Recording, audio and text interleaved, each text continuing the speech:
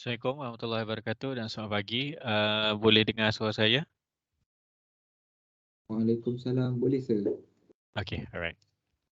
Okay, saya terus proceed ya. Okay, lagi sekali Assalamualaikum dan selamat pagi. Jadi untuk pagi ini kita akan sambung dengan our topic which is on tender evaluation process. Okay, to recap, okay, last week kita cover untuk tender untuk tendering procedures lah basically. Tendering procedures apa tu yang berlaku sebelum tender lah. Okay, apa yang berlaku sebelum tender, apa yang berlaku semasa tendering period. For example, last week kita dah discuss on untuk pre-tender meeting kan. And then we have the tender openings. Okay, we discuss on tender bond or deposit, or also known as earnest money, and others lah. Okay, basically all of those things happen before the submission of the tender document, which is most of it adalah kerja-kerja yang dibuat oleh ataupun the task being done by the contractor lah. Okay, and we ends up to, ataupun saya boleh terus ke sini. Okay, we ends up to the close of tender. Okay, tender closing. Okay, tender close ataupun tarikh tutup tender. Kita pun dah tengok ataupun we have a view on the iklan tender. Yes, iklan tender, the real time iklan tender lah. Okay, and after the tender close, kita akan buat ataupun the client with the consultants we do the tender openings here. Okay, after tender close, and selepas itu yang kita nak discuss hari ini, which is tender evaluation, penilaian secara terperinci. Okay, tender evaluation process ataupun IMBM kita panggil sebagai proses penilaian tender. Okay, so you tengok as per mentioned here, this slides from Surveyor Syed Saiful Nizam from JKR. Okay, and they say that during the tender evaluation process, this one is known as confidential stage. Maksudnya stage ini sangat-sangat confidential ataupun lebih sulit lah ataupun tidak boleh didedahkan kepada sesiapa. Sebab ini adalah penilaian. Penilaian adalah sesuatu yang tidak boleh didedahkan. Hanya yang boleh didedahkan adalah result saja. Okay, penilaian tu. Jadi penilaian, macam mana penilaian dibuat itu hanyalah berada ataupun only can be discussed among the consultant, also with the client sajalah. Okay, cannot discuss anything with the contractor lah. Okay, sebab contractor tu adalah dikira sebagai tenderer. Tenderer tidak boleh ada sebarang, we cannot have any kind of communication lah, unless communication tu hanyalah untuk for the clarification, untuk menerangkan sesuatu lah. Okay, sekejap lagi kita tengok macam mana nanti. Okay, and this tender evaluation process, okay, tender evaluation process ni should take ataupun should be done during the within tender validity period ataupun tempoh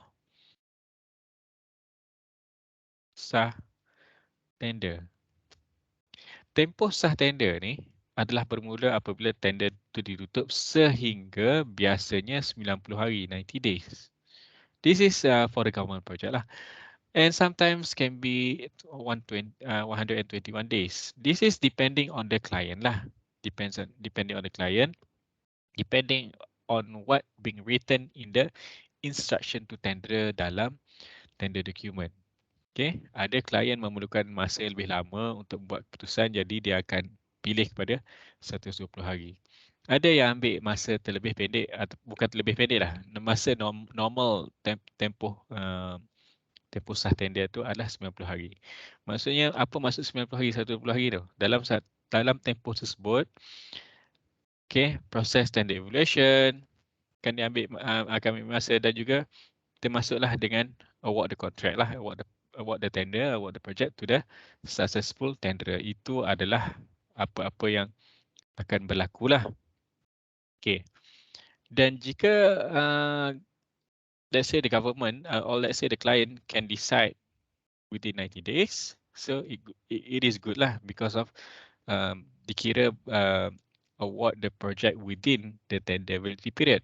Okay, tapi projek tu kalau memerlukan lebih, which means that 90 hari tak cukup, dia boleh opt for 120 ataupun boleh pilih choose for 120 days. Okay. Okay, tapi it depending on the client, depending on the situation of the project and so on. Tapi but normally it is 90 days lah. Okay. Kalau tak cukup masa, yang tu kita tengok later. Okay. Tempoh sah tender dikira harga semasa kontraktor submit tender during closing date. Okay, itu bermaksud ia sah untuk disetujui terima ataupun bila kontraktor tu bagi kepada klien ataupun bagi kepada konsultan, okay, harga dia valid sampai 3 bulan je. Macam tu. Harga dia valid sampai 90 hari je. Okay, lebih daripada tu harga dia dah berubah, tak boleh guna lagi. As macam tu lah. Tapi kalau the contractor still believe that after 90 days the contractor can consider for boleh mempertimbangkan lagi harga itu masih sah digunakan untuk katakanlah untuk another 90 days, and let's say on that day after 90 days client dan juga consultant tak boleh nak decide lagi siapa contractor because of the process is still ongoing. Jadi client biasanya akan minta contractor lah extend tenderability period. Okay, kalau kontraktor setuju, boleh extend. Kalau kontraktor tak setuju, kontraktor boleh tarik diri. Okay? Sekejap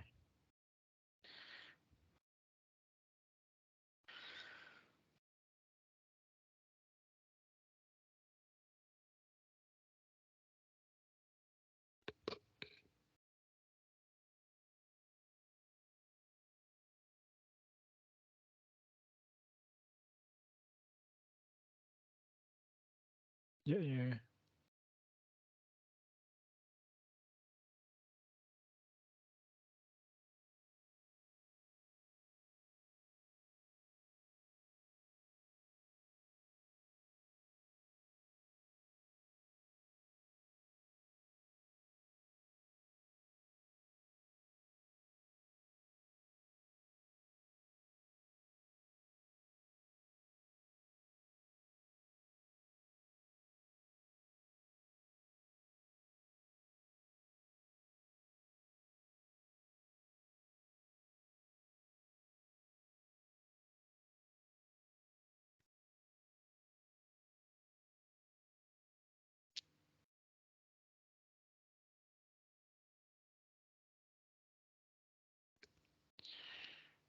Okay. Okay. Tender evaluation process. Apa objektif dia? Ya, apa tujuan utama tender evaluation process ni? Okay. Biasalah. Okay, evaluation is about penilaian kan. Bila kita nak penilaian ni, kita nak menilai sesuatu. Apa yang kita nak nilai adalah kita nak menilai tender. Untuk siapa kita nak menilai adalah untuk klien. Okay, untuk klien. Kenapa kita nak menilai untuk klien? Supaya klien dapat harga, okay, to achieve client desired cost, time and quality. Or dengan kata lainnya, to select contractor who tender is the most advantageous to the client from the technical and commercial point of view. Okay.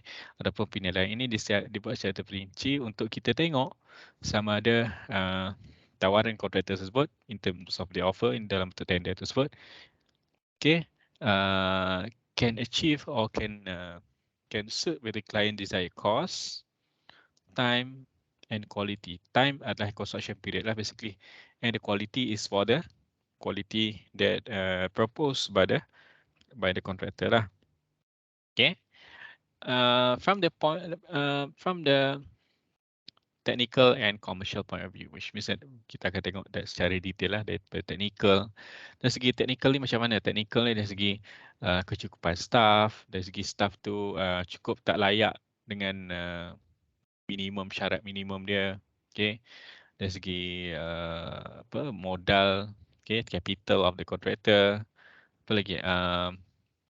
Technical part lah seperti apa tu? Plant machineries and so on lah. Okay. Okay, tak apa. Kita tengok. The tenders have to be evaluated in order to select the most suitable contractor. Betul. And the process is determined by several factors such as nature and complexity of the work, quality of the tender submission, and the time allocated to finalize the evaluation process. Okay, maksud itu akan faktor-faktor kepada proses inilah proses evaluation process ni. And after evaluation process, a tender report is prepared to assist employer or the client in accepting one of the tenders submitted, which provide recommendations, suggestion to the board of tender or client lah ataupun employer lah. Okay. Maksudnya hasil daripada tender evaluation process ni akan dilaporkan dalam satu laporan yang dikenali sebagai tender report. Okay. Dalam tender report tu akan ada detail lah, detail penilaian dibuat secara terperinci. Apa yang kita tengok untuk technical ke commercial ke BQ dia masalah ke apa, kita akan nyatakan, kita akan laporkan dalam tender report tersebut. And the last one, kita akan ada satu bahagian yang kita panggil sebagai recommendation, suggestion. Okay, recommendation tu ataupun pengesyoran. Ayat dia pengesyoran. Pengesyoran. Syorkan siapa yang dapat projek ni lah. Okay. Pengesyoran tersebut adalah pengesyoran berdasarkan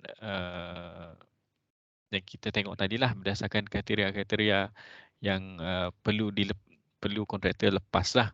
Okay. Tulus ataupun melepasi syarat-syarat tersebut. Okay. And katakanlah ada 100 kontraktor. Okay. And then lepas tu shortlisted jadi katakanlah 20. Out of this 20, katakanlah ada 3 kontraktor ataupun 3 tenderer yang betul-betul menepati syarat-syarat untuk mendapat ataupun menepati kriteria untuk dapatkan projek tersebutlah. Jadi apa tugas klien apa tugas konsultan? Konsultan akan syorkan ataupun recommend ketiga-tiganya sekali. Okey. Tiga-tiganya sekali bukan bermaksud klien akan menerima tiga-tiga sekaligus. Bukan. Maksudnya klien sekarang ada 3 option yang paling bagus, yang mana telah melepasi semua syarat-syarat. So it's up to client or it's up to tender board kalau project government, ahli lembaga tender untuk decide ataupun untuk buat keputusan sama ada salah seorang daripada 3 lah. Okay. Itu adalah the best practice lah. Okay. Ataupun what is the ataupun kita panggil sebagai, itulah tujuan utama kita membuat tender evaluation process. Okay, tapi ada juga situasi yang mana tender evaluation tu telah dibuat secara betul, secara tulus, and we have gone through all of those tender evaluation process, go through every tender document, and at the end we have 3 numbers or three contractors that already passed all the evaluation. Jadi out of these 3, katakanlah klien tak nak ketiga-tiganya. Okay, ataupun klien berpendapat ketiga-tiganya tidak layak.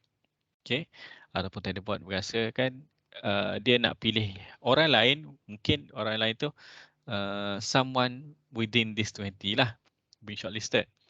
Okay, so dalam situasi tu maksudnya konsultan dah recommend 3 yang terbaik, tapi kontraktor atau tapi klien tak nak, klien nak decide yang lain.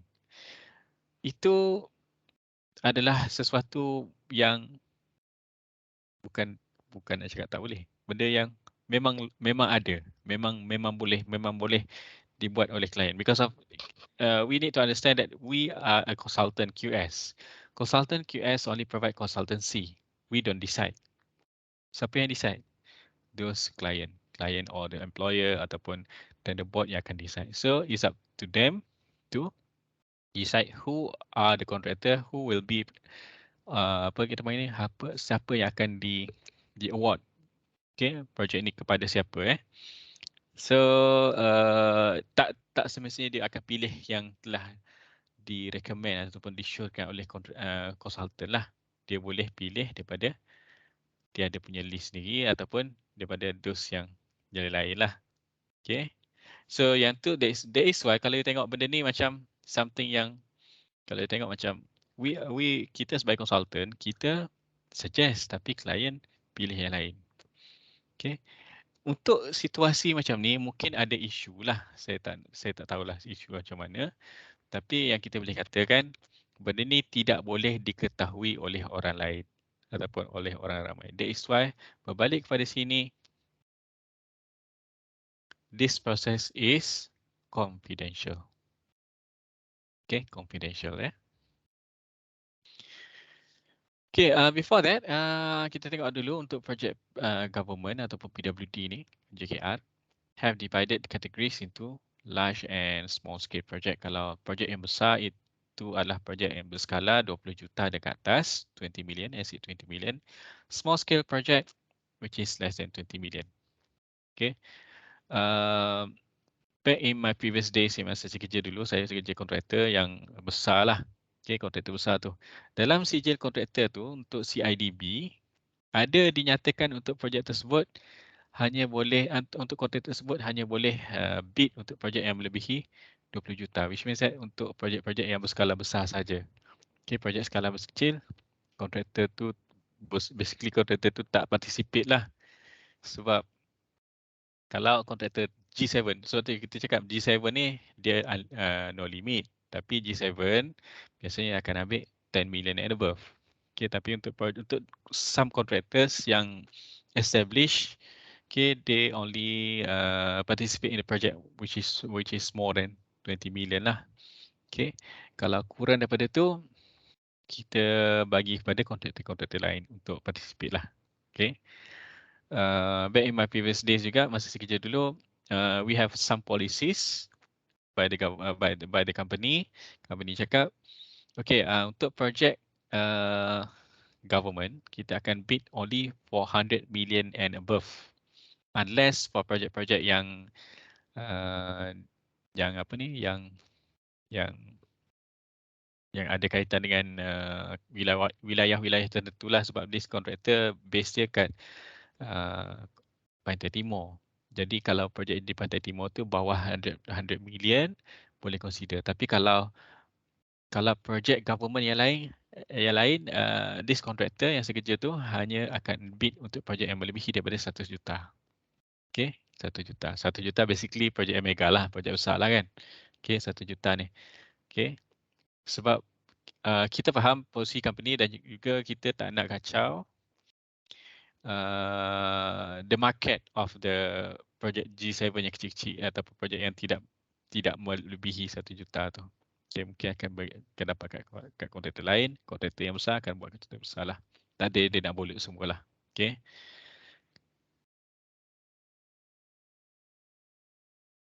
Okay, precondition. Okay, kita nak buat tender evaluation, apa syarat-syarat dia ataupun prasyarat dia. Okay, sebelum kita nak proceed dengan evaluation process tu, tender must have been formally received by the employer ataupun by the consultant lah. Maksudnya perlu menerima tender tu perlu diterima secara formal. Apa maksud formalnya? Mengikut apa yang disyarat ataupun yang ditulis dalam instruction to tenderer. Okay, dalam tender document tu lah ada instruction tender, dia akan nyatakan place, time, okay, untuk submit and date lah. Untuk submit tender document tersebut. Ikut masa tersebut. Jangan yang ada yang submit selepas tarikh tersebut, selepas waktu tersebut, submit kat belakang ke, submit apa. That is cannot be accepted. Which means that tidak boleh diterima. Jadi bila tidak boleh diterima, kita tak not going to evaluate lah. Okay, jadi untuk situasi ni, untuk kita proceed dengan evaluation, semuanya perlu dinilai ataupun tender dokumen tersebut akan dinilai untuk sesiapa yang hantar secara formal. And then the party to undertake evaluation process must been identified ataupun perlu kita kenal pasti siapa yang akan buat ataupun melakukan evaluation process. Basically, those consultant lah, architect, engineer, dan QS. Most of the time QS akan memainkan peranan besar kat sini. Architect engineer tidak sangat kerana especially kalau project tu project traditional, architect engineer tidak terlibat sangat. Tapi kalau project itu project design build, for example. Sebab kita faham bila design build, every contractor comes with different design and different different design and different price. And because of that, akan ada evaluation process terdiri daripada architect dan juga engineer. Those basically, biasanya those architect engineer adalah daripada JKR sendirilah. Okay, ataupun daripada klien itu sendiri. Okay, dia tak akan ada point consultant lain sebab consultant basically dalam situasinya independent consultant ataupun private consultant tersebut macam architect ke engineer ke akan dibuat sendiri oleh ataupun akan be appointed by the contractor. Tapi untuk tujuan penilaian, those architect, engineer dan QS daripada JKR sendiri yang akan buat penilaian ke atas tender document untuk project design and build. Okay, kerana design and build, those design and construction cost as well as construction period itu dibuat oleh contractor with the assistant by the consultant yang contractor appoint lah, bukan contractor kerja dengan bukan consultant yang kerja dengan client. Tapi kalau in normal situation biasanya consultant tu biasanya QS lah yang akan buat penilaian tender tu. Okay, and rules and procedures governing the evaluation process must be established and approved by the relevant authority. Okay, apa syarat-syarat dia, apa prosedur dia untuk kita buat evaluation process tu perlu adalah dan perlu diikuti. And criteria to be used must be set out. Apa kriteria yang kita nak tengok setiap satu kontraktor tersebut. Okay, and pre-tender estimate must be prepared. Okay, sebelum kita proceed dengan tender evaluation process, okay, harga pre-tender estimate lah. Saya rasa most of you familiar with the pre-tender estimate. Pre-tender estimate sebelum tender, this estimate dah ada lah by the at the client side. So sebab ada pre-tender estimate ni lah client decide yang project ni akan berharga sekian-sekian lah. Okay, and before we proceed with the tender evaluation ataupun proses penilaian, okay, pre-tender estimate ni dah ada yang kita nak gunakan. Guna macam mana? Kita nak gunakan lebih kepada comparison lah. Dia macam kita punya skema lah, skema markah kan, macam kalau exam tu student bagi exam, student jawab exam, and skrip jawapan tu kita akan compare dengan skema.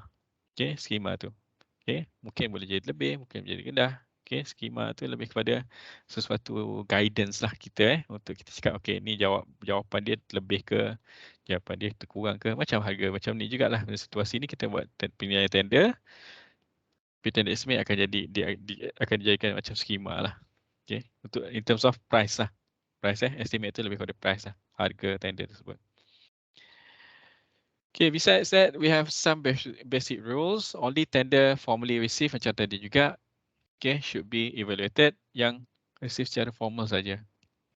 Okay, walaupun ini benda yang simple tapi kadang-kadang benda yang ini ada juga berlaku lah. Okay, saya tak nak cerita lah. Tapi nanti kita jadi tahulah. Okay, benda yang luar daripada kawalan ataupun luar daripada prinsipal asal semua ni dibuatlah.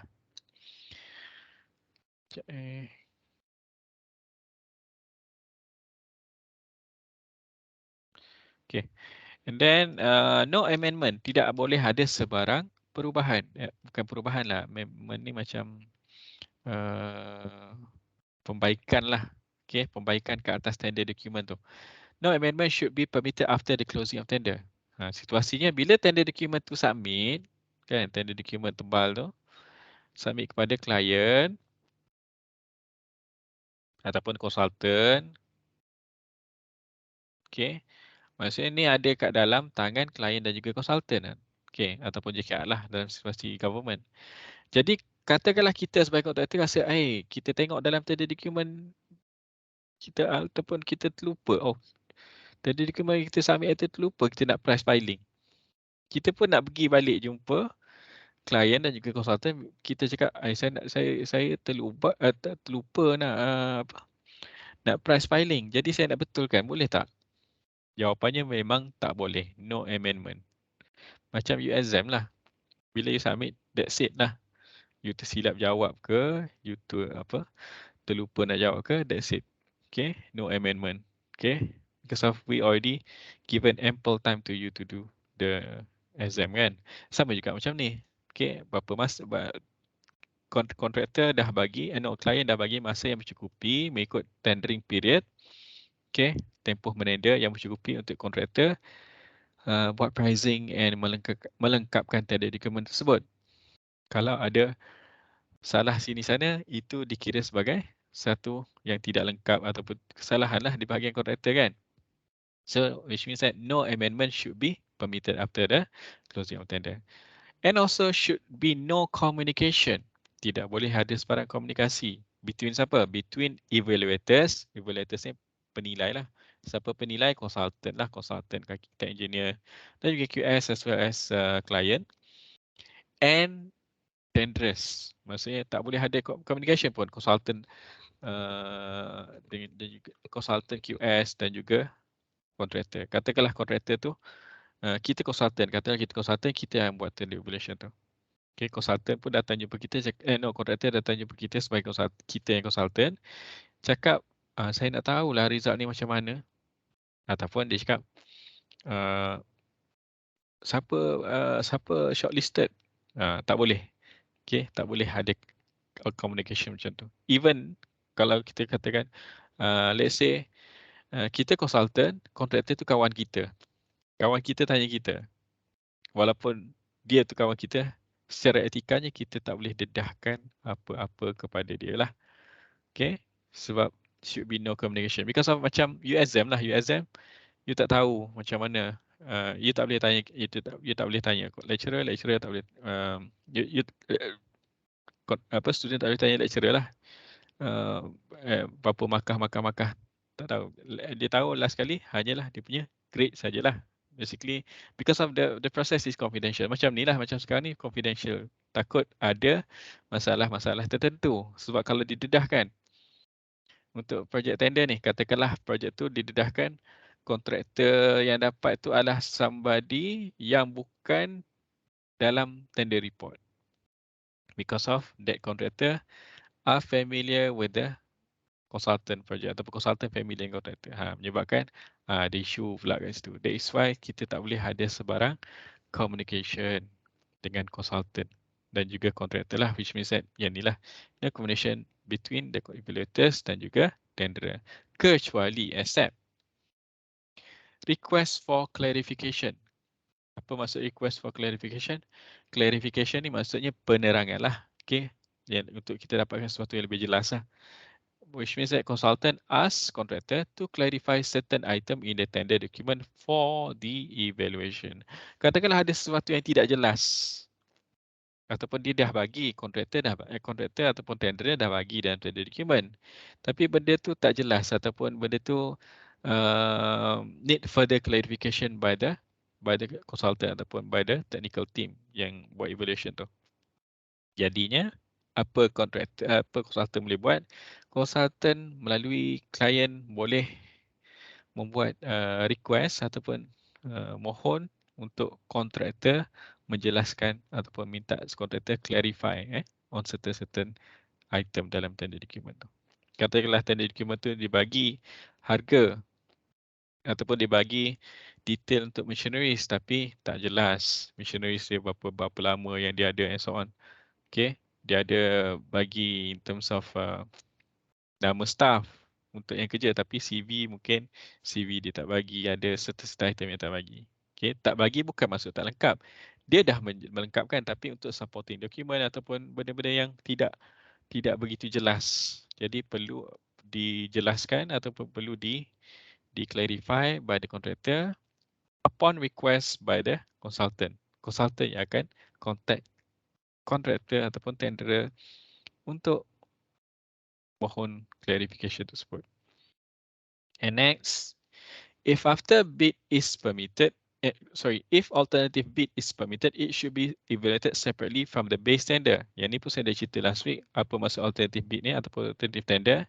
Alternative tender adalah tender yang projek yang sama tapi design ataupun olahan dia adalah berbeza daripada projek yang asal ataupun design yang asal. Jadi kalau ada kontraktor ada inisiatif untuk provide alternative bid ni, okay,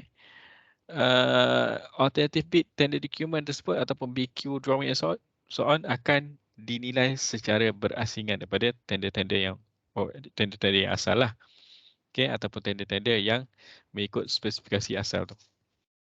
Okay, and the last one, result of the evaluation is confidential. Biasanya siapa yang akan tahu result ni yang dapat? Kontraktor yang berjaya saja, dan juga kontraktor-kontraktor yang tak berjaya mungkin klien juga akan bagi jawapan lah, okay, bagi jawapan yang projek tersebut tidak berjaya. Okay, untuk berjaya of course lah dia akan tahu. Okay. Okay, as you can see here, these are the 6 evaluation criteria ataupun kriteria-kriteria untuk kita membuat penilaian ke atas tender. This is the principle lah. Okay, cara guna dia untuk setiap kontraktor dan juga setiap klien government ataupun private dia mungkin berbeza, tapi the essence of it adalah berasal pada sinilah.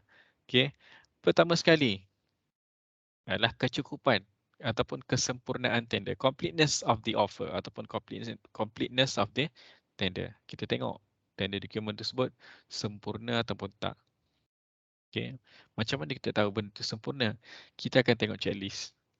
Adakah kontraktor tersebut submit everything? The kontraktor tersebut submit yang apa yang diperlukan. Okay, kita akan tengok dari segi completeness dia. Besides that, reasonableness of the prices. Okay, kita tengok dari segi harga dia, adakah harga dia munasabah ataupun tidak. Okay, reasonable kan? Reasonable ni kita katakan munasabah lah.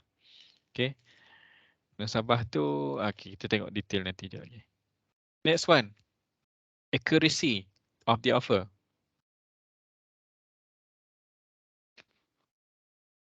Accuracy ni maksudnya ketepatan.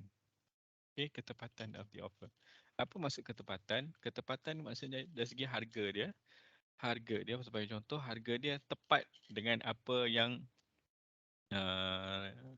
reflektif dengan harga semasa dengan luar kan. Contoh harga reinforcement berapa, kat luar pun berapa. Then will be allowed for the contractor to apa ni? Untuk kontraktor, ya tambahkan sekali dengan profit overhead lah basically. Okay, accuracy of the offer. Dan juga harga itu perlu konsisten. Okay, apa maksud konsisten kat sini? Bila harga dalam tender document tersebut dihargakan dalam katakanlah dalam untuk kerja-kerja piling atau kerja-kerja work below. Sebagai contoh, masa work below, reinforcement harga sekian-sekian. Okay, adalah harga reinforcement dalam RM4.5 semasa dalam BQ untuk piling, work below. And then untuk kerja-kerja frame, harga dia sepatutnya RM4.5 jugalah sebab perlu konsisten. Okay, sebab kita nak maintain ataupun we want to check the accuracy of the project throughout the whole BQs lah ataupun whole bids lah. Okay, tak bolehlah ada harga kat sini rendah, harga kat situ tinggi atas alasan yang ni orang lain buat, yang tu orang lain buat. Tak boleh. Dia perlu accurate. Okay, kalau tak accurate, benda tu akan kita akan selaraskan balik, kita panggil sebagai rationalization. Okay, kita akan rationalizekan balik, kita akan samakan balik rate tersebut, kita akan tengok at the end berapa harga dia. Okay, better before benda-benda yang tedious macam tu, benda-benda yang small matters macam harga tak sama tu perlu disamakan dulu sebelum menghargakan. Next one, reasonableness for the time for completion offered. Okay, time for completion maksudnya tempoh penyiapan lah. Okay, setiap kontraktor kalau projek itu membenarkan tempoh penyiapan di offered pada kontraktor itu berbeza-beza. Sebagai contoh, untuk projek, katakanlah projek sekolah kan, klien decide that projek tersebut boleh siap dalam tempoh kata 18 hingga 24 bulan. Okey. Kalau lebih accurate, lebih tepat kalau kita pakai minggu lah. Okey. Let's say dalam situasi ni 18 hingga 24 bulan. Maksudnya kontraktor ada option sama nak go for 18, 19, 20, 21, 22, 23 and 24 months. Okay. So offer itu perlu munasabah dengan harga. Satu lagi, dia perlu within this range. Jangan ada kontraktor, okay, tulis construction period, construction period ataupun time for completion ni pada bulan akan ambil masa selama 29 bulan. Tak boleh lah. Ni dah lebih daripada harga ataupun range yang dibenarkan oleh klien. Tak boleh, akan reject. Katakanlah satu lagi, 16. Okay.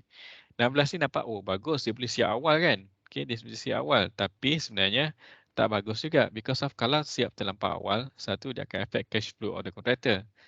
Cash flow of the client, sebab klien akan ada dia punya cash flow lah untuk membayar kepada kontraktor. Kalau siap terlebih awal, takut cash flow tak cukup untuk membayar kepada kontraktor pun tak boleh.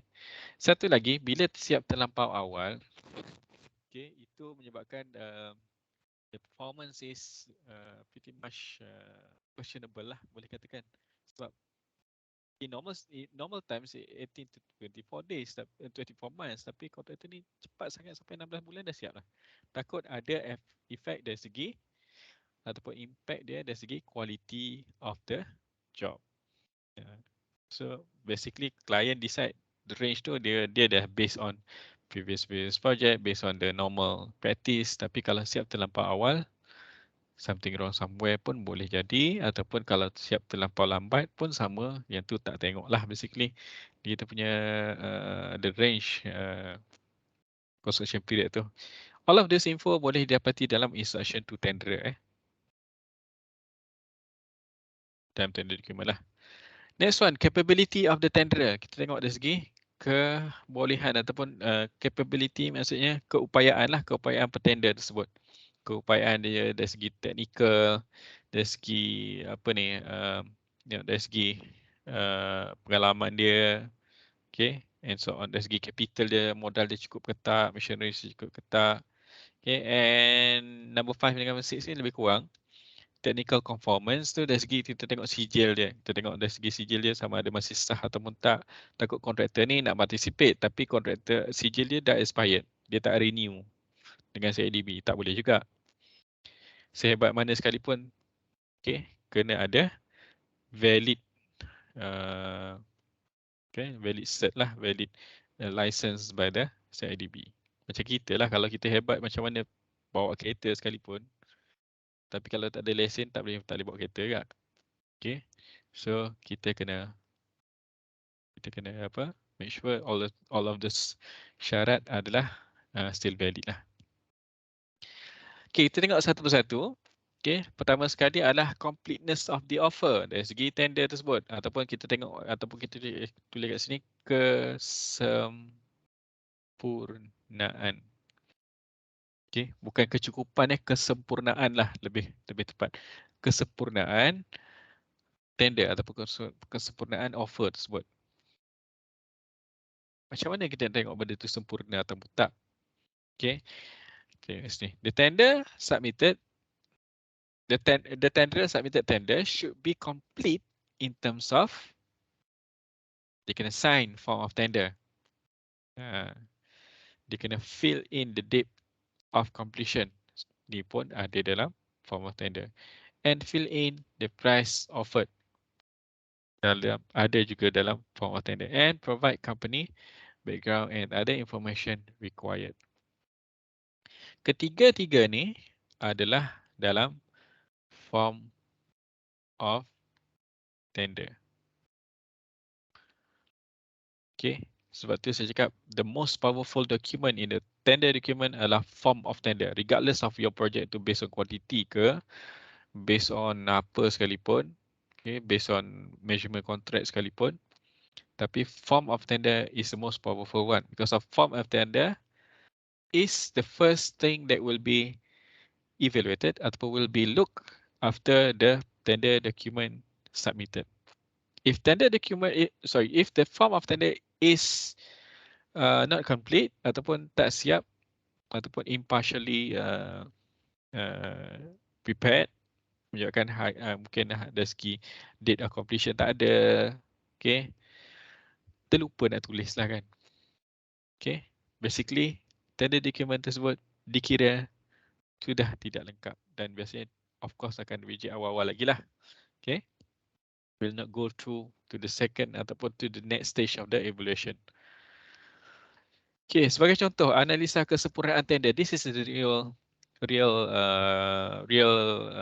apa kita panggil ni, abstract from the tender report lah. Okay, menunjukkan ini adalah proses-proses tender, penilaian tender lah. Jadi analisa ni adalah analisa kesempurnaan tender untuk projek apa. Inilah kerja-kerja peningkatan penambahan Masjid An-Nur di TLDM Lumut. Okay, jadi rujukan petender kat sini.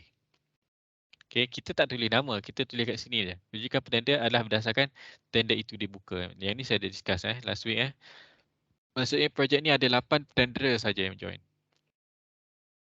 Ataupun 8 kontraktor dah participate kan. 1/8, 2/8 sehingga 8/8. Itu mengikut kepada giliran tender dokumen itu dibuka. Okey, kriteria kesempurnaan tender. So, kriteria kesempurnaan tender ni, okey, yang inilah akan dinilai lah. Bila kita buka tender dokumen, yang ni akan pertama dia akan dibuat. Borang tender ditandatangani, maksudnya kena sign tak borang tender atau form tender.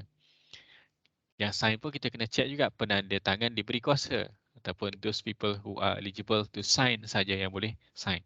Jangan pula yang sign itu adalah kerani ataupun QS, tak boleh sebab QS bukan pemilik. QS katakanlah QS tu kerja kontraktor lah, QS kontraktor bukan QS konsultan. Okey, harga tender dicatat di borang tender. Tengok dari segi harga dia. Pendaftaran masih sah. Okey, mengembalikan ke semua dokumen asas tender. Okey. Okey, dokumen-dokumen asas lah. Okey, kita kena check balik apa maksud dokumen asas tu. Kena check dengan JKR lah. Tempoh tidak melebihi tempoh siap kerja maksima. Dia ada tempoh siap kerja maksima ni. Katakanlah tadi, berapa tadi kita tulis? 18 kan? 18 sehingga 24. Katakanlah 18 sehingga 24. Okey, months. Bulan. Jadi within this range lah.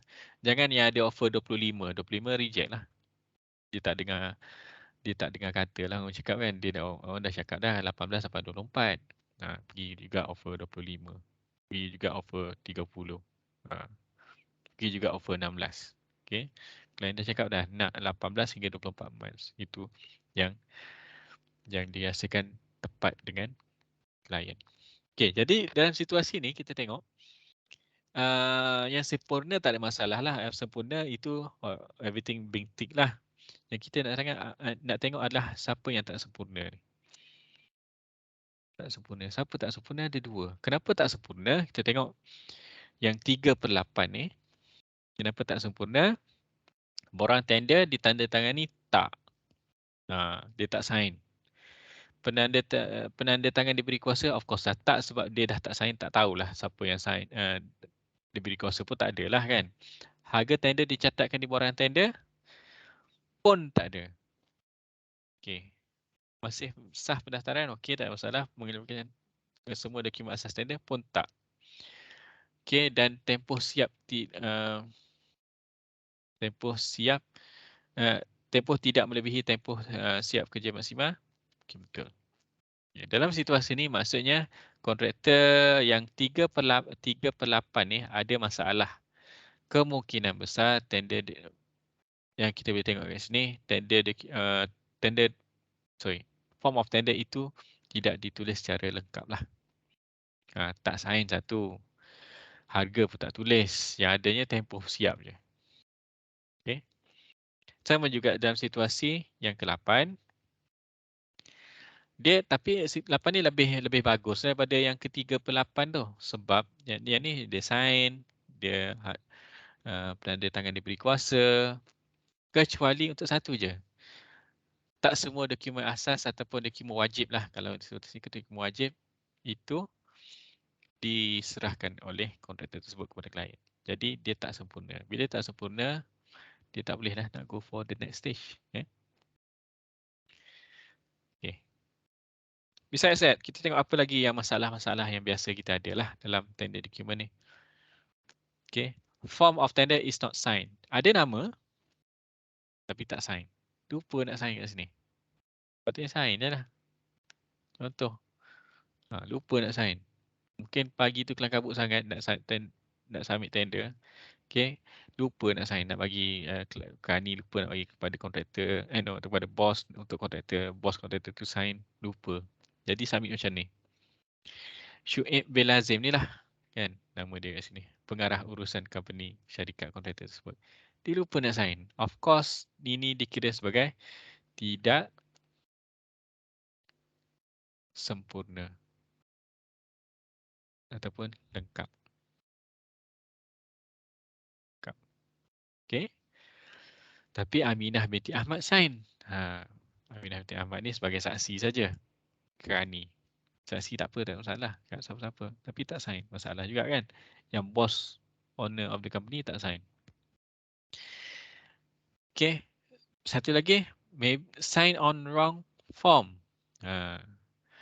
Ni adalah form of tender. Okay. Dia tak sign. Yang signnya hanyalah Aminah binti Ahmad. Tapi untuk borang yang ini adalah borang ni jika 203C ni adalah borang ini hendaklah digunakan jika plan dan spesifikasi menjadi sebahagian daripada kontrak. Ini adalah letter of acceptance. Okay, ataupun letter of award lah. Okay, letter of acceptance maksudnya projek ini diberi kepada kontraktor untuk kontraktor berjaya. Borang ni ada kepada semua tender dokumen.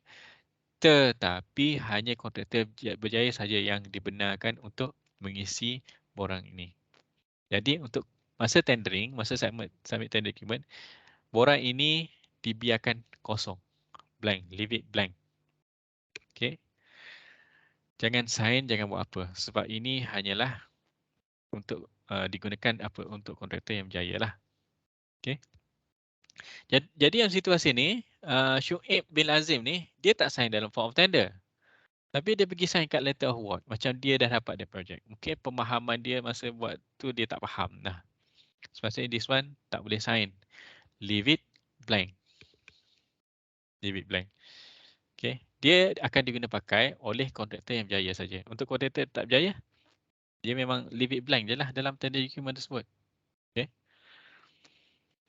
Besides that, contract period not stated.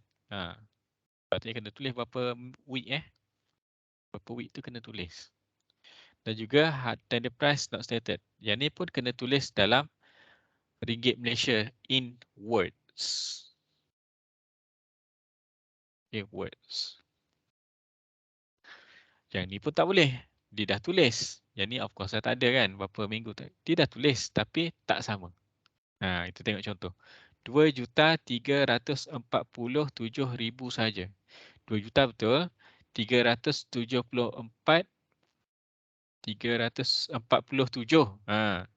Tapi dia tulis kat sini 374. Ada discrepancy kat situ. Pun dikira sebagai tidak sempurna. Mana boleh atas bawah lain kan. Yang satunya offernya. Macam macam you tulis nama kat borang, you tulis 2 nama. Saya nak bagi you apa? You ada 2 nama kat sini. Sebab tersilap lah kan basically kan. Okay. Okay. And then we have reasonableness of the price. Kita check harga dia sama ada logik ataupun tak. Compare with the pre-tender estimate for private project. Untuk private project dia akan compare dengan pre-tender estimate lah. Kalau untuk project government kita ada anggaran jabatan. Kita pasal bagi anggaran jabatan lah. Which is actually based on pre-tender estimate juga. Okay. Tender price which is too low, then pre-tender estimate should be rejected. Okay. Dia ada benchmark macam itulah. And the tender price must reflect with the current price level. Kena mengikut harga semasa. Tak boleh terlampau rendah, tak boleh terlampau tinggi. Katakanlah cakap, harga sekarang RM4.5, you letak harga kat situ RM3.5. Macam untung lah kan. Untuk siapa? Untuk kepada klien lah, sebab klien hanya perlu bayar RM3.50 je. Tapi sebenarnya itu pun tidak bagus sebab takut dia terlupa. Kalau let's say kita setuju terima juga kontraktor yang harga reinforcement harga RM3.50 tersebut, akan menyebabkan klien at risk. Kenapa at risk? Takut kontraktor tu tak boleh nak buat dengan harga yang dia offer. Dan menyebabkan kontraktor tersebut gulung tikar, for example. And then apa akan jadi kepada klien? Klien pula tak ada kontraktor lah kan. Okay, so kena latih kontraktor baru pula. So ada risiko kat situ.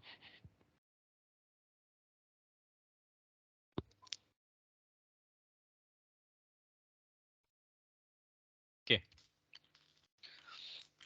next one. Need to check unit price offered, cost of basic materials, day work rates as well as plant and equipment rates per day. Yang ni kita nak check one by one lah.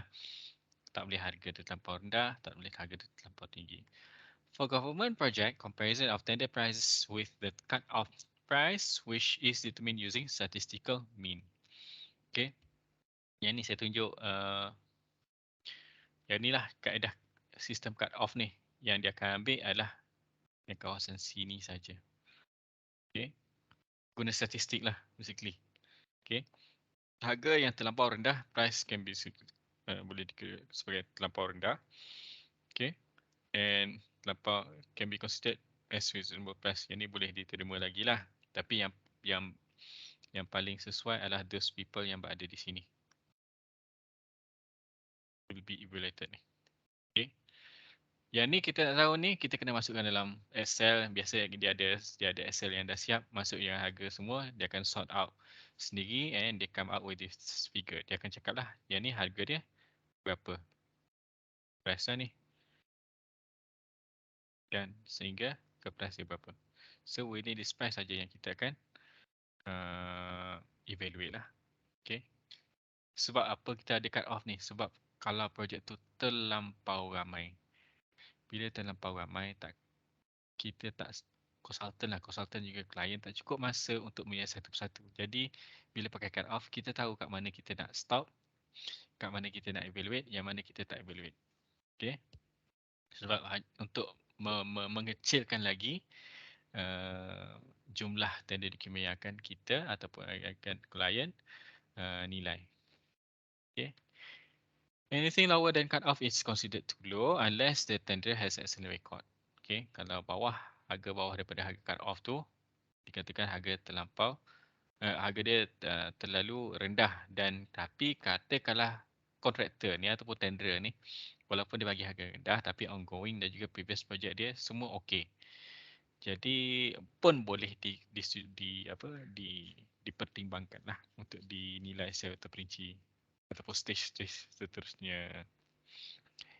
Okay, cut off is based on mean and standard deviation of all tenders received less freak. Freak tu harga yang terlampau rendah dengan terlampau tinggi. Okay. Tapi cut off ni tidak boleh digunakan selalu. Cut off method is not applicable for, tak boleh gunakan kepada selective tender sebab selective tender participant dalam selective tender pun tak ramai. Okay, tujuan kita nak shortlistkan benda tu. Tapi bila selective, of course selective tender ni kontraktor dia can be up to 10, up to 20, tak ramai. Kita boleh go to one by one. Next one is design and build or turnkey project. Kenapa tak boleh? Katakanlah design and build and turnkey project tu ada 100. Katakanlah 50 lah, 50 tender submit. Jadi kita tak boleh gunakan off juga sebab design and build or turnkey project, every contractor comes with different design. Different design will cost different price. Menyebabkan kat situ untuk design and build ni evaluation process dia perlu lebih menyeluruh ke semua. Tak boleh tengok tak boleh kita hanya rely on the price saja. Kena tengok dari segi design dia and so on lah. Dari segi spec yang kontraktor offer sama ada menepati ataupun tak clients tu. Okay. Client punya spec ataupun requirement and so on. And of course another one is open tender. Kita buat open tender tapi kurang daripada 10 dia punya yang submit. Okay, kalau kurang dari 10 ni nak buat tender evaluation nak buat cut off pun tak logik lah sebab nanti buat cut off. Okay. Sikit sangat tengok kat sini ada berapa kontraktor je, ada 2 je. Takkan kita nak evaluate 2 je. Yang adanya 10. Apa yang jadi ke 8? 8 tu kalau less than 10 biasanya kita akan evaluate semualah, kita tak pakai sistem cut off. Okay. Recommendation. Tender higher than the cut off and pass all the evaluation process. And the tender lower than cut off limit can only be considered if tenderers has excellent track record. Kalau lebih rendah pada harga cut off, dia boleh consider dengan syarat kontraktor tersebut ataupun tender tersebut cemerlang lah. Or he has one project ataupun katakanlah dia dah ada ongoing project is 50% ahead of time. 50% ke depan dia dah siap. Maksudnya kontraktor ni memang betul cemerlang lah. Katakanlah situasi semasa ikut work program and so on, projek tersebut siap bulan semasa dalam 25%. Sepatutnya. Tetapi actual one siap dah 75%. Which is 50% lebih daripada apa yang sepatutnya. Katakanlah sebagai contoh. So which means that this contractor is the best, bukan the best, is excellent, having excellent track record lah. Okay. Okay, penentuan, this is from survey site Saiful Nizam. Dia cakap penentuan kat munasabah harga tender harga berdasarkan cut off satu macam tadi, ataupun satu lagi berdasarkan anggaran jabatan ataupun pre-tender estimate. Okay, jika tender disenarai kurang daripada 10 tender disertai lebih dari 10 tender tapi menjadi kurang setelah menolak harga tender free ataupun harga tender yang terlampau rendah dan terlampau tinggi. Tender terhad, okay, which is selective tendering lah. Okay, tender participant dia terhad dan juga untuk tender record nominate macam saya cakap tadi lah. Kita akan pakai anggaran jabatan ataupun pre-tender estimate. Tak boleh pakai cut off. Nanti cut off daripada 10 tinggal 1 ataupun tinggal 2. Tak munasabah lah kat situ. Paras harga terendah munasabah, bawah harga cut off hanya boleh diperakui jika penuhi syarat tetapkan. Macam kes tadilah, kalau harga bawah daripada cut off, dia kena excellent lah. Formula, this is for the cut off lah. Standard adjustment, adjusted mean less 50% dari adjusted mean atau adjusted mean less ataupun deduct standard deviation. Yang mana lebih tinggi. Dalam sebarang keadaan harga cut off hendaklah tidak melebihi daripada AJ. AJ apa ni? Anggaran jabatan. Okay. Di situ tadi. Ni harga tender price. Kalau untuk tender, macam mana kita tahu harga tender price ataupun projek tersebut? Satu, ada dalam form of tender. Okay. Dan harga dalam form of tender should tally with those yang ada dalam summary. Ataupun tender summary. Okay. Inilah setiap item ni ada harga dia. Harga yang sama ni, harga yang ni perlu ditulis dalam form of tender juga. Okay. Tak boleh tak ada. Tak boleh salah. Kalau let's say salah, bukan salah lah, maksudnya tersilap tulis. Dalam form of tender tulis, dalam form of tender tulis harga offered pada kontraktor 4389,265. Dia tersilap. 4389. Yang kat sini 4893. 4839. Patut kat sini patutnya 4839 tapi dalam form of tender tulis 4389. Terbalik. Walaupun nampak kecil, perbezaan dia besar. Dalam situasi ni, kalau kontraktor ni disetujui terima, yang ni tak akan pakai, kita akan pakai yang ni. Jadi apa yang jadi? Yang ni kita kena revise balik yang ni. Okay, revise balik. Okay, that is why saya cakap lagi sekali, the most powerful document in the tender document is form of tender. Form of tender tu, kalau tersilap yang lain kena ikut form of tender tu. Okay. Ni pun sama Ni kalau untuk projek yang lebih kurang daripada 10 tadi kan. Kurang daripada 10. So dia tak buat cut off. Dia akan bandingkan dengan anggaran jabatan ataupun pre-tender estimate tu. Okay. Kalau ikutkan pre-tender estimate, yang lebih tinggi adalah IDAS yang berhad ni. Yang lain ni dikira sebagai lebih rendah. Kenapa lebih rendah? Tengok sini lah. Okay. Tengok sini. Ni percentage. apa maksud percentage 18, 9.38, 9.2 tu? Maksudnya harga dia 9.25% lebih rendah daripada anggaran jabatan. Dan 5383, 238, 40% adalah 9.2% lebih rendah daripada 5.83 juta. Okay. While for IDAS yang berhad ni, harga dia lebih tinggi lah. Sebanyak 1.9% lebih tinggi daripada anggaran jabatan. Yes, anggaran jabatan. Okay, this is yang lama lah sebab tu ada kelas tu C ni. But now kita dah pakai CIDB, kita dah tak ada kelas C tu. And taraf dia BP, apa BP? Bumi Putra. Untuk projek Bumi Putra saja. Yalah, projek buat masjid kan. Okay. Okay. Untuk accuracy area offer, kita rehat kejap. Kita sambung dalam 10 minit lagi, 9.45 lah. Boleh Boleh, sir. Okay, alright.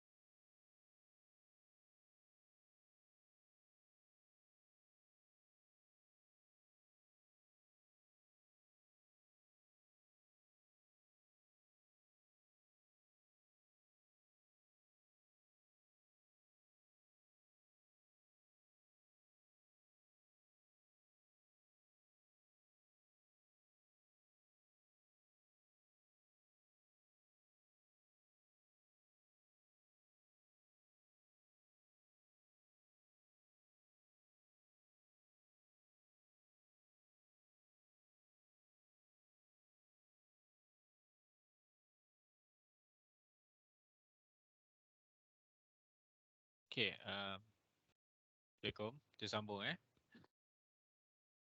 Okay, jadi untuk sekarang ni kita dah cover untuk population criteria, completeness of the offer, and reasonableness of the prices. So kita nak tengok accuracy of the offer. Accuracy of the offer. Macam mana? Okay.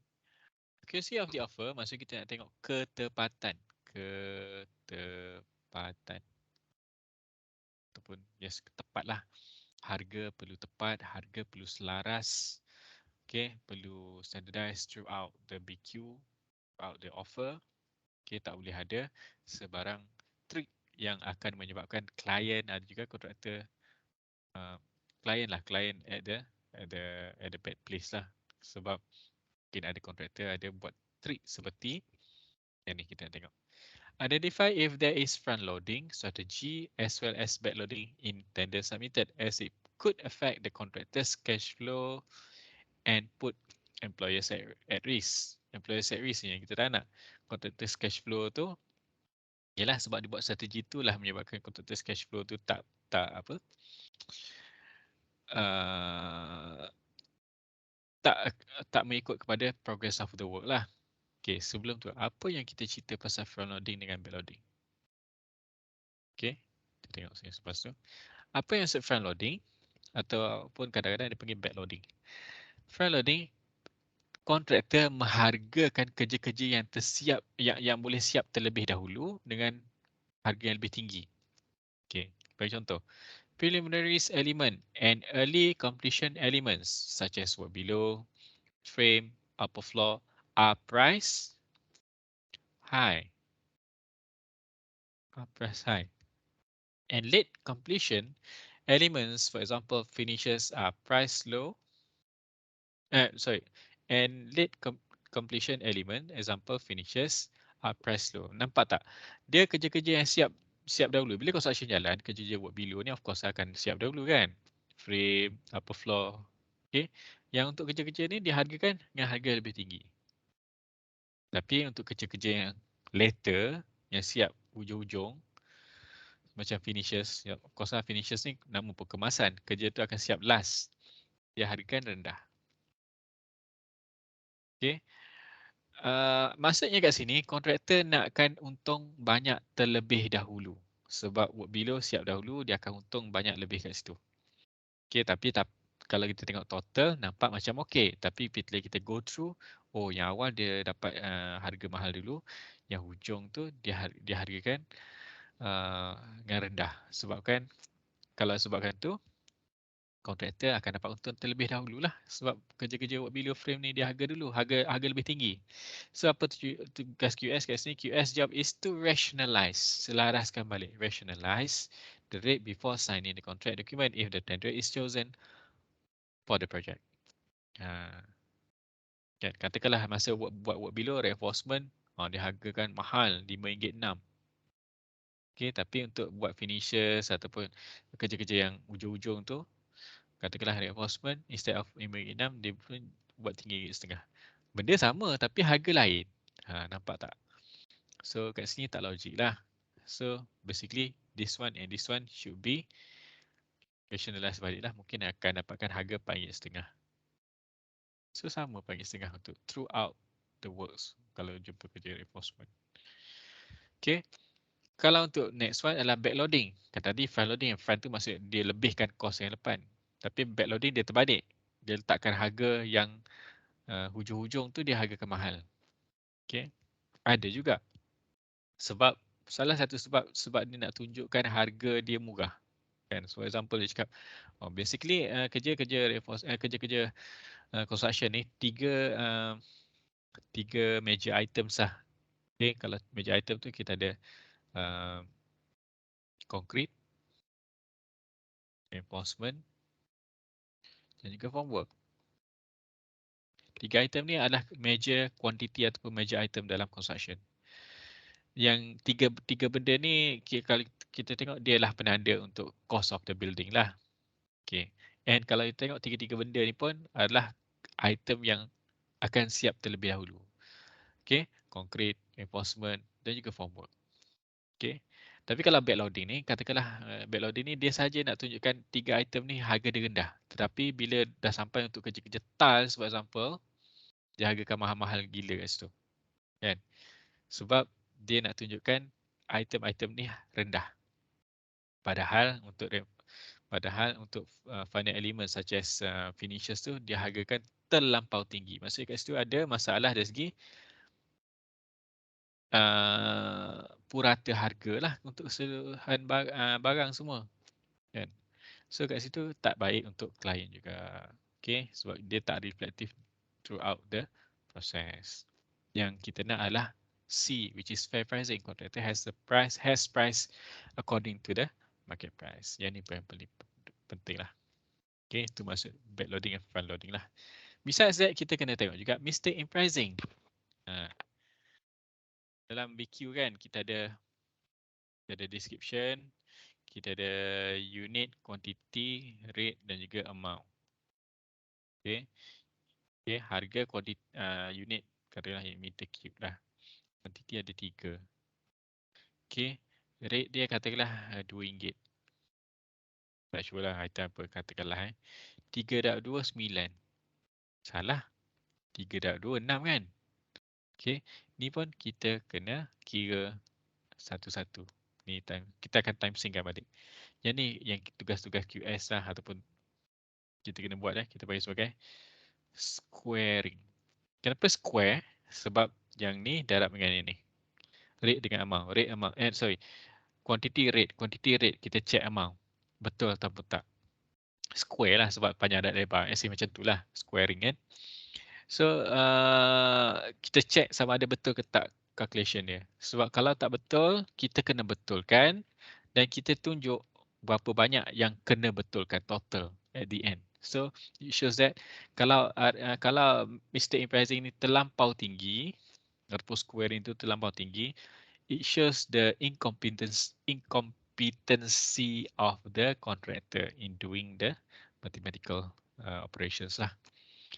And menyebabkan chances, mengurangkan lagi lah chances untuk contractor untuk dapat the project. Okay, mistake macam tu kita panggil sebagai arithmetical error. And dia cakap kat sini, if there is a major mistake in pricing, tender should not be recommended. Or dah mungkin tersilap masalah ataupun ni ada masalah dari segi calculation so on. Kalau dapat that project, okay, mungkin keadaan dia akan jadi lebih teruk lah. Okay, inilah price of basic material akan check, delivery rates, okay, schedule of plant and machineries. Upon checking all things highlighted earlier, QS shall proceed with the preparation of the report. Along the way, kena proceed dengan the report lah. The next one adalah untuk time for completion ataupun construction period, tempoh siap kan. Kita dah cerita pasal harga, sekarang kita tengok tempoh siap dia. Okay, the time for completion must be reasonable compared to the consultant's estimate and client expectation. Okay, should be reasonable. The point is reasonable. Employers can set the time for completion or set the range. Okay, kalau employer dah set time, katakanlah dia nak tak nak projek ni kena siap dalam masa 24 bulan. So nak tak nak kontraktor kena siapkan dalam masa 24 bulan. Tak boleh awal, tak boleh lambat. 24 bulan projek tu kena siap. So there is tak ada issue. Tapi kalau dia set range, yang ni saya cakap macam range tadi kan, saya contoh tu dari 18 hingga 24.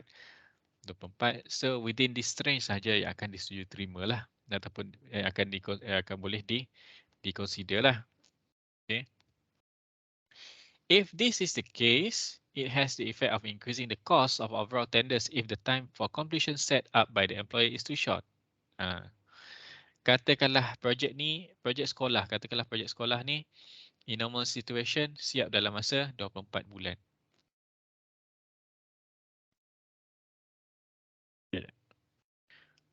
24 bulan. Kan? Tetapi klien cakap saya nak cepat. Dia kena siapkan dalam masa 12 bulan. Jadi basically kena double of the job lah. Double of the work. Bila double macam tu, apa yang jadi pada harga? Harga dia akan jadi lebih increasing the cost. Ni kalau klien tetapkan. Tapi kalau klien tak tetapkan, dia ada range. So, should fall within the range lah. Tapi kalau range tu pun terlampau cepat, cost dia of course akan jadi lebih mahal lah. Yalah, macam kita order something, kalau kita nak cepat, of course kita kena bayar extra kan. Macam tu lah. Okay, that is why kita kena faham. Okay, kalau buat projek-projek ni, range dia bila? Berapa lama? Okay, kita agak untuk dia punya completion date lah, ataupun construction period dia. Okay, the comparison of the time for completion, okay, must also be made with the liquidated asset damages or LED in order to determine the best tender offered based on time and cost. Okay, sebab ni akan harga-harga ni, sebab dia bila dia lebih tinggi, and of course dia akan bergantung pada harga tempoh penyiapan tersebut lah. Dan bila tempoh penyiapan tersebut akan menyebabkan LED ni pun berbeza lah. Okay, comparison of time for completion must be also made with the LED. LED adalah ganti rugi kerana tak siap. Okay, jika tak siap, berapakah ganti rugi yang akan ditetapkan lah. Ada calculation dia, you akan belajar next semester.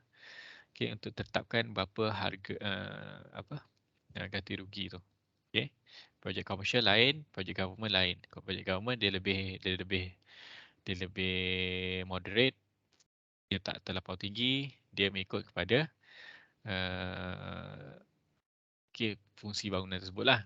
Tapi kalau untuk private, LED dia lebih tinggi. Disebabkan private, kita faham bila projek private, ganti rugi dia lebih tinggi kerana private projek itu adalah making money ataupun generate money. Kalau bangunan tu tak siap, so dia akan calculate satu hari berapa dia rugi. Yang itulah akan dikenakan ke atas kontraktor. Kalau tak siap lah. Okay. And number 5 is capability of the tenderer. Capability ni kita cakap kebolehan lah ataupun keupayaan lah. Kita kena faham istilah BM sebab kalau kita deal dengan projek government menggunakan bahasa Melayu, bahasa Malaysia. Okay, capability of the tenderer, experience of the contractor in connection with the nature of the scope of the work. Okay, kita tengok dari segi pengalaman kerja kontraktor tersebut untuk kerja-kerja yang kita nak buat ni lah. Kalau kita nak buat sekolah, kita tengok projek kontraktor ni ada tak berkait yang pernah buat sekolah ataupun berkait rapat dengan sekolah lah. Ataupun more or less the same dia punya scope of work. In terms of projek semasa, current project, too many project on hand ataupun in hand can affect the contractor's performance. Tak boleh terlampau kontraktor yang disetujui terlampau banyak projek. Katalah projek ongoing dia dah ada 15. Satu situasinya takut dia akan affect contractor's punya performance untuk projek yang ke-16 ni kalau dia dapat.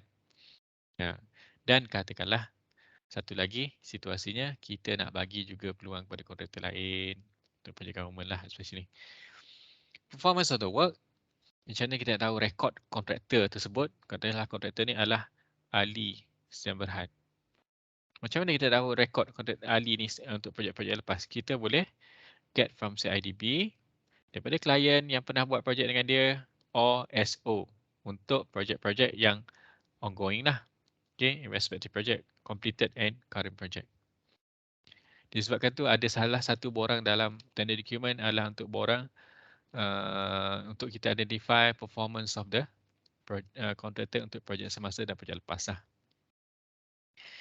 Plant and equipment, sama ada own sendiri ataupun rented. Kalau rented, kita kena check siapa yang boleh memberikan sewa kepada kontraktor tersebut lah. Maksudnya kontraktor kena bagi bukti lah. Okay, dia ada all of this equipment. Kalau tak ada, dia akan rent daripada siapa. And that contractor, that supplier for example, ada bagi bukti yang dia boleh bagi kepada kontraktor sekian-sekian lah. And loan or credit facilities from the bank, suppliers or the contractor's own capital. Modal kontraktor sendiri. Satu lagi, ada tak dari segi kita tengok credit facilities yang bank dan juga supplier boleh bagi kepada kontraktor tersebut. Okay. Credit facilities ni bagus. Satu, kalau kita ada cash in hand is better lah. Tapi kita faham not all contractor ada cash in hand 100 million, 200 million. Jadi kontraktor nak buat projek tersebut, dia boleh mohon daripada credit facilities daripada bank. Okay. Macam mana? Contoh macam overdraft, bank draft kan. Overdraft lah. Overdraft ni maksudnya kontraktor dibenarkan untuk keluarkan duit lebih daripada apa yang terkandung dalam bank dia lah. Katakanlah dalam bank dia ada 10 juta, tapi bank boleh bagi overdraft sampai 30 juta. Maksudnya ada extra 20 juta, dia akan jadi automatically, dia akan jadi loan lah. Kan? Kenapa bank berani bagi that kind of facility? Because of contractors ini, dari segi is good paymaster lah, ataupun dia boleh bayar, bukan paymaster, dia boleh is good payer lah. Paymaster tu owner, is good payer lah. Dia bayar on time, bayar loan on time. So bank akan beranilah bagi lebih extra ataupun lebih credit facilities kepada kontraktor tersebut. Macam kita buat loan lah. Kalau kita buat loan kereta lah katakanlah. Kita buat loan kereta dan kita bayar on time all the time. Sampai habis. Bila kita nak buat loan lagi sekali, bank dah ada rekod yang dia check kita punya kita punya payment record tu semuanya cantik. So dia boleh bagi loan yang lebih tinggi kepada you. Satu lagi boleh bagi harga loan dengan interest rate yang lebih rendah. Sebab you tahu kita punya paying punya behavior lah. Okay. Sama juga kontraktor ni. Kalau kontraktor ni buat kerja, dia bayar loan. Buat kerja, bayar loan. Okay, bank lagi suka lah. Nak bagi loan yang lebih tinggi. After this lah. Okay, this is balance sheet statement. Okay, balance sheet ni. Okay, you tahulah. Okay, ni untuk check dia punya assets, fixed asset. Okay. Sekejap. Current asset, fixed asset Okay, current liability semua kita check lah. Okay. Ni daripada company punya accountant lah, report. Ni untuk bank statement. Okay, bank statement. Bank statement ni kita nak tahulah contractors punya duit. Okay. Macam mana pengurusan duit lah. Okay. Ni adalah financial statement report. Okay, financial statement. Ni untuk contoh untuk integrated vest ni. Overdraft bercagar diberikan oleh RHB kan. Okay, RHB berani bagi overdraft bercagar kepada kontraktor sejumlah berapa? 100,000. Maksudnya nama apa ni untuk integrated vest ni, company dia okey. Maksudnya RHB berani bagi overdraft kepada integrated vest ni kalau dia nak teruskan dengan projek ni. Okay. Bank boleh bagi sampai RM100,000 untuk overdraft. Apa maksud overdraft? Macam saya cakap tadi, boleh dikeluarkan boleh keluarkan duit lebih daripada apa yang terkandung dalam akaun bank lah. Kalau katakanlah akaun bank kita ada 50k. Tapi overdraft ni RHB bagi kepada integrated vest up to 100k. Padahal dalam bank dia ada 50k je. Macam itulah, lebih 100,000 katakanlah. Macam itulah. So tapi bercagar lah. Bercagar ni maksudnya kena some kind of collateral lah. Kena cagarkan sesuatu lah kepada bank. Cagar kereta ke cagar any kind of material yang boleh dicagarkan kepada bank lah. Okay. Okay, yang ni laporan current progress report, laporan jurutera atas projek semasa petender lah, borang GA. Semua borang-borang ni ada disertakan dalam tender document. Masa you buat tender document dulu, kalau you ingat masa tender, masa FYP dulu ataupun masa apply next SEM, you kena buat all of these things lah. And all of these things represent something lah. Macam kat sini, borang GA. Kalau tadi borang, jadi salah satu borang lah ada dalam tender document. For example, borang GA adalah borang untuk kita tahu dia punya progress of work. Katakanlah projek ni, integrated vest ni, dia ada projek sekarang adalah Taman Tasik Taiping. Okay, Sekolah Menengah Kebangsaan Taman Tasik Taiping.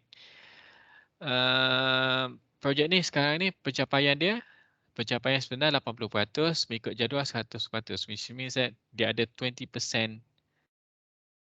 lambat. Okay, bukan 20% lambat lah.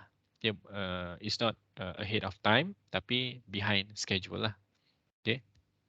Kenapa 20%? Sebab 80 sebab yang siap sekarang 80 tapi sebenarnya sepatutnya dah siap 100%. Walaupun bagaimanapun kalau tengok ulasan daripada mengenai prestasi kontraktor ni, jurutera cakap perancangan kerja agak memuaskan dan mengikut spesifikasi.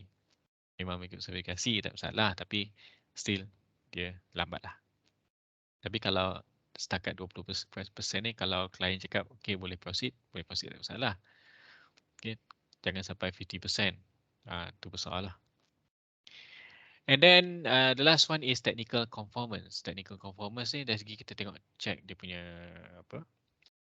Dia punya sijil tu valid ataupun tak, ada staff yang cukup ke tak, kita tengok ni. Overall evaluation must be made even though the contractor is registered with CIDB, UPKJ, Upconsa, etc. lah. Things that need to be considered are such as shareholders and company status. Untuk projek Bumi Putra, company status Bumi Putra saja boleh masuk kan. Need also to check whether the registration still valid, year established and class of registration, and technical workers employed by the contractor, i.e. Ataupun contract QS, engineer, site supervisor, itu perlu ada technical workers yang mencukupi dengan projek yang kita nak buat. For example, this one, this is CIDB punya form, sijil, cert. Okay. So date should be valid. This is date yang lama lah. Okay, date yang lama lah. Saya contoh dia nak tahu sijil dia. Tarikh mula berkuasa, tarikh habis perlakuan. Kena check lah. Ni kena still valid. Besides ada lagi sijil-sijil lain lah you kena tengok Okay, this is untuk projek JKR. Ni secara sekali lalu sebab kita dah habis untuk semua kriteria tadi. Untuk projek besar dan projek kecil, dia ada peringkat penilaian ni secara berperingkat. Projek kecil dia ada 2 saja peringkat, tapi projek besar dia ada 3 peringkat Peringkat pertama, prasyarat kelayakan sama. Peringkat kedua, keupayaan petender. Kita tengok keupayaan petender kalau untuk projek kecil, dan dia paling menguntungkan untuk diperakukan sebab dia tak consider for keupayaan petender tu. Sebab keupayaan petender tu untuk projek kecil tidak begitu signifikan kerana projek itu tidak begitu besar lah segi kos dia kan. And kalau untuk projek besar, peringkat ketiga barulah dia tengok tender yang paling menguntungkan untuk diperakukan. Okey, apa penilaian peringkat pertama? Apa yang akan berlaku untuk projek JKR? Okey, peringkat pertama dia akan check analisa kesempurnaan tender nombor 1. Jadi untuk analisa ni akan diisi dalam borang 1. Macam kita tengok tadi kan, kesempurnaan tender tu. Yang kedua, analisa kecukupan dokumen wajib. Bukan dalam borang 2. Kecukupan modal minima. 3. Keempat, analisa prestasi kerja semasa borang 4 dan keputusan penilaian awal untuk keputusan untuk peringkat first stage, peringkat pertama. Siapa-siapa yang lepas first stage barulah boleh proceed kepada second stage lah basically. Okay. Ni satu-satu lah saya tak go through, you boleh tengok sendiri. Maksudnya you boleh baca sendiri Okay, borang tender sign ke tak. Macam saya tunjuk contoh tadi.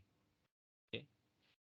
Jadi yang kedua, kedua analisa kecukupan dokumen wajib. Apa dokumen wajib Lembaran imbangan bagi 3 tahun terakhir dikemukakan dan diaudit. Lembaran imbangan adalah balance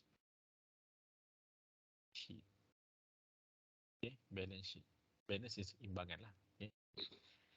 Penyata bulanan akaun semasa bank bagi 3 bulan terakhir kena bagi di dokumen wajib. Apa lagi? Laporan bank institusi kewangan orang CA dikemukakan dan surat lakuan pembida di-pack kena sign lah. Adalah. This is analisa kecukupan modal minima. Prestasi kerja cemerlang 0% dan ke atas lah. Tak ada delay soalah, memuaskan antara 0 sehingga 20%. Macam situasi tadi 20% kan. So dia adalah di tahap memuaskan lah. Tapi kalau kurang daripada 20%, itu dikira sebagai projek sakit. Maksudnya patut sekarang dah siap 80%. Tapi tengok ongoing siap 60% projek sekarang. 60 ni okey lagi. Katakanlah 55. Maksudnya ada berapa tu? Ada 25% behind schedule. Jadi itu dikira kategori sebagai projek sakit. Jadi susahlah untuk dapat projek baru. Settlekan dulu projek sakit tu. Kita settlekan dulu projek tu, barulah dapat projek baru. Cerita macam itulah lebih kurang. Okey, keputusan peringkat pertama, mana-mana petender yang tidak memenuhi salah satu daripada borang 1, 2, 3 dan 4 di atas tidak layak diperakukan. Maksudnya tak boleh nak go through kepada next stage. Okey. Hanya petender yang memenuhi kesemua syarat di atas saja dianggap lulus dan layak dinilai ke peringkat seterusnya. Penilaian peringkat kedua, apa yang akan ditengok peringkat kedua? Okey, untuk projek besar, penilaian keupayaan kewangan dan keupayaan teknikal. Untuk mengukur, tujuan dia mengukur dan menentukan keupayaan petender melaksanakan dan menyiapkan projek yang ditender berdasarkan keupayaan kewangan, dari segi duit dia ada ke tak, and keupayaan teknikal. Cukup ke tak dia punya teknikal punya team ke ataupun teknikal punya terms of plan machineries ke soalan. Okey, keupayaan kewangan. Kita akan check dari segi keupayaan petender membiayai projek yang ditender. Okey, ni ada formula dia lah, kena tengok keupayaan teknikal. Okey, apa dari segi teknikalnya, pengalaman, kaki tangan teknikal, keempunyaan logi dan peralatan asas. Logi adalah machineries. Okey, machineries. Faktor wajaran untuk menilai petender, inilah percentage dia lah. Okey. Ada markah dia, cara nak kira markah. Okey, pilihan ketiga, projek besar atau pilihan kedua untuk projek kecil. Okey, ni untuk kita tengok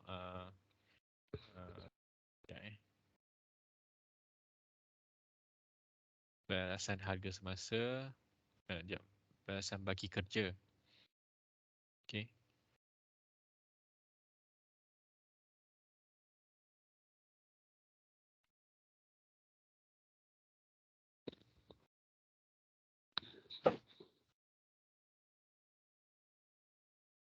Kita tengok di sini, kerajaan inginkan tender yang paling menguntungkan kerajaan dan hanya kontraktor yang berkeupayaan dari segi teknikal dan kewangan.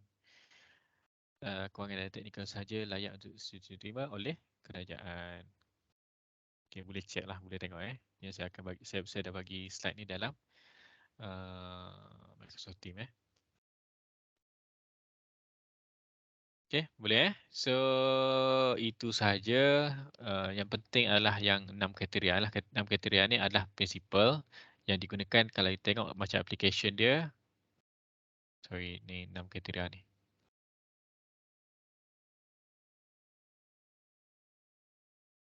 Ni yang perlu kita faham lah. Kalau tengok, you boleh tengok ke-6 kriteria tersebut diguna pakai dalam situasi jika tadilah. Sorry, Allah Akbar. Ni, completeness, kecukupan dia, harga di munasabah tepat ataupun tak, okay, ketepatan dia, accuracy of the offer, reasonableness of time for completion offered, and capability of the technique and capability of tender dengan technical conformance. Okay, jadi itu saja untuk hari ini untuk tender evaluation process. Untuk next, kita akan masuk kepada tender report. So tender report basically sikit, tapi saya nak tunjuk banyak lebih kepada contoh tender report. Macam mana rupa tender report. Sebab tender report, kita faham tender report, dia falls under this stage, tender evaluation process. And the result is confidential. Jadi saya boleh tunjuk sekali saja untuk you faham dan you tengok apa tender report tu macam mana. Okay, boleh semua? Okay. Boleh, sir. Okay, Okay, alright. sir. Okay, boleh. So, assignment dah submit kan? Jadi, kita akan ada satu macam, bukan assignment lah, like a tutorial, a simple tutorial. Basically, mungkin saya akan bagi next week lah kot. Next week, semasa kelas, you akan siapkan within that days lah. Dalam satu hari tersebut saja, kena submit. Okay, due date pada satu hari. So tak banyak lah. Sikit je soalan dia sikit je. Jadi siapkan pada hari tersebut untuk kita cover untuk another carry mark lah. Satu untuk you punya assignment. Satu lagi you punya tutorial tu. Okay, boleh next week siapkan isu selepas Boleh, kelas. boleh. Boleh Okay, kalau tak ada apa-apa sampai situ dulu untuk hari ni. Kita sambung next week. Kita sambung cerita dengan tender report. Okay, thank you. Assalamualaikum. Thank you, sir. Thank you, sir. Thank Salam. you, Thank you, sir. sir. Thank you, sir. Salam, thank you, sir. Welcome. Thank you, sir.